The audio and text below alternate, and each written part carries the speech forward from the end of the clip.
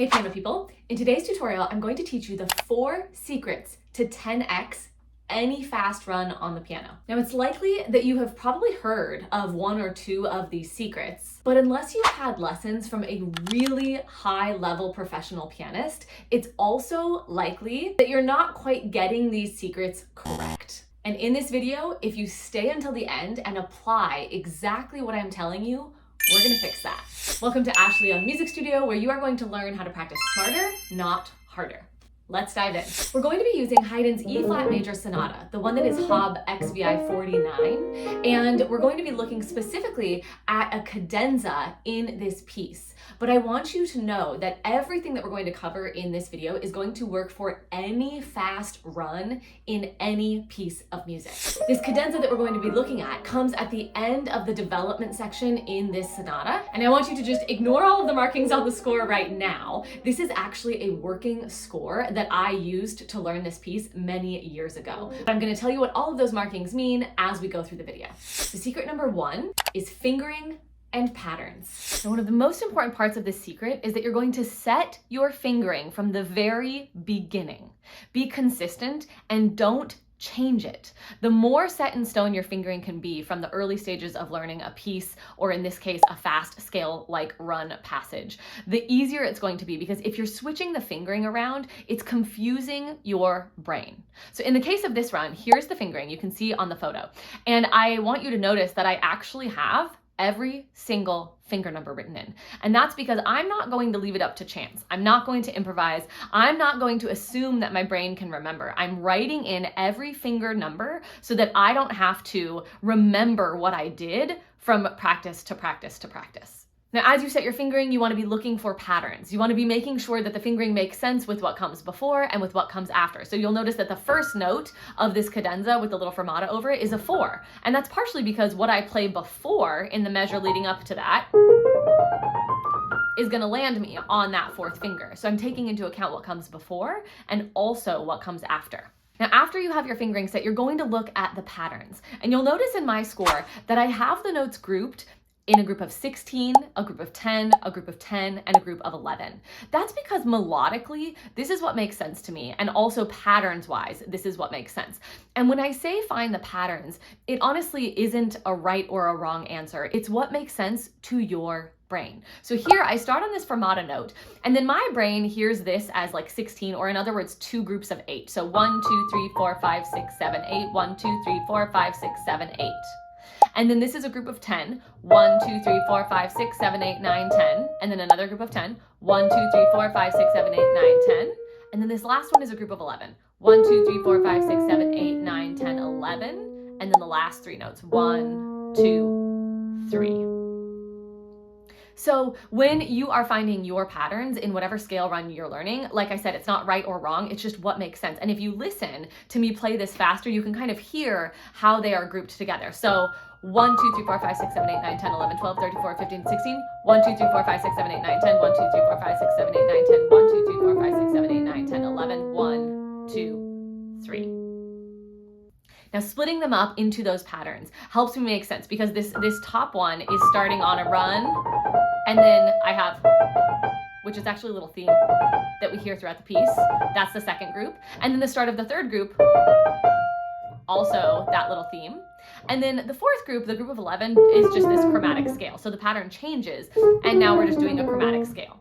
And so that's the logic behind my groups. But like I said, as long as it makes sense to you, the patterns don't really matter so much as the fact that you go through to find the patterns to split this long run or scale passage up into groups.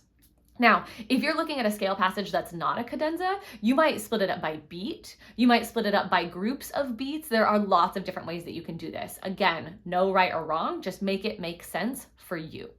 Secret number 2 is the wrist. The way that you move affects the way that you sound. And I'm gonna show you exactly what I mean. But if you're liking this video, give it a thumbs up, copy the link so that you can share it with a friend or with a group of online adult piano players. And make sure that you subscribe to the channel, because I release videos all the time that are meant to help you learn to practice smarter, not harder. And if you have an experience like any of these experiences that you'll see in the comment section, you'll know that these videos truly work and will completely transform the way you practice and therefore the way that you sound. The wrist is really, really, really important. And I'm not going to lie, most adult piano players are doing it wrong. Okay, so we learn when you first start learning how to play the piano that the wrist should be parallel to the ground. And this is what I like to call neutral wrist position, because your wrist should always return to this neutral position with no tension, being nice and loose. However, we want our wrist to remain flexible when we're playing so that we can lift up, so that we can drop into the keys. But when it comes to a fast run, a lot of the times people get really hung up on reading the notes and they're trying to read every single individual note. And so what they do is they put their wrist down like this so that they can see over the edge of their fingers to make sure that they're playing every single note correctly. Now, when my wrist is down here, I'm leaving all of the responsibility up to my individual fingers. And the fingers themselves don't have a lot of control. And it's not really possible to develop that much control with your fingers. So as long as my wrist is down here, my fingers are going to be moving a lot. I'm going to be trying to find each individual key. And it's really clumsy. It's really hard. Like even just forcing myself to do it right now feels really, really awkward. So it's uneven. And I'm gonna stop talking and I'm gonna let you listen to what this sounds like when my wrist is down here. Oops, see how my finger slipped off like that? Also, I have all of this tension right here in my wrist and also all of this tension right here in my knuckles. So what I want to do with my wrist when I'm trying to play anything that's fast, a scale passage, a run, a cadenza, is I want to lift the wrist up. Again, we're not going to keep our wrist up like this forever, but when you are playing a fast run, if you can approach from above, it's almost like you're coming from this like position of disempowerment to like a cat ready to pounce, like you're ready to go. And when your fingers are up, what you can do is keep your fingers glued to the keys and allow the weight of your arm to drop.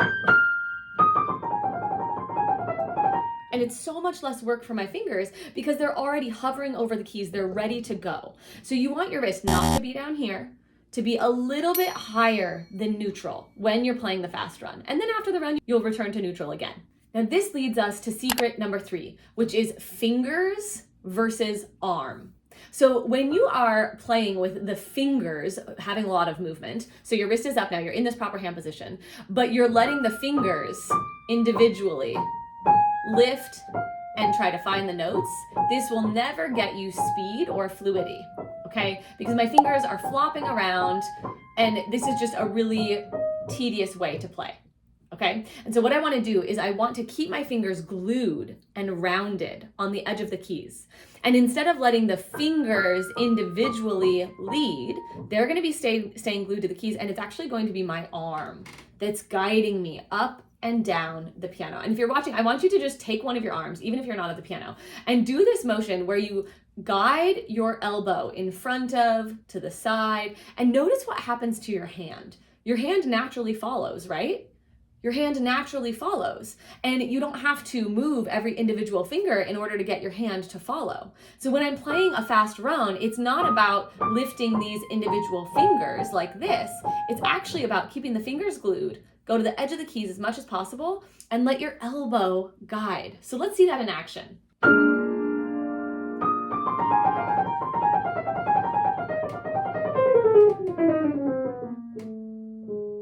And you'll notice that it was my elbow that was doing these little movements all around to get my fingers to follow. Secret number 4 is one of my favorite secrets to recommend, and it's to use revolutionary practice methods. These practice methods are called revolutionary because they get you really big results in a short amount of time when you do them correctly. There are 3 revolutionary practice methods that are going to help you take what you learned today and get bigger results in your piano practice and go even farther than this video goes. Now, in order to learn what these 3 revolutionary practice methods are, I'm going to link another tutorial right here on the end screen where you can do a deep dive, learn these methods, start applying them today so that your run is going to be 10x, 20x. Seriously, it's going to be completely different by the time you finish that next tutorial. I'm also going to link my free Facebook community. If you are not already in there, get over there. It's a great place filled with the most supportive and encouraging piano players from all over the world. I release content in that Facebook group that isn't available here on the YouTube channel. We do challenges, weekly performance posts, all sorts of really fun and amazing things,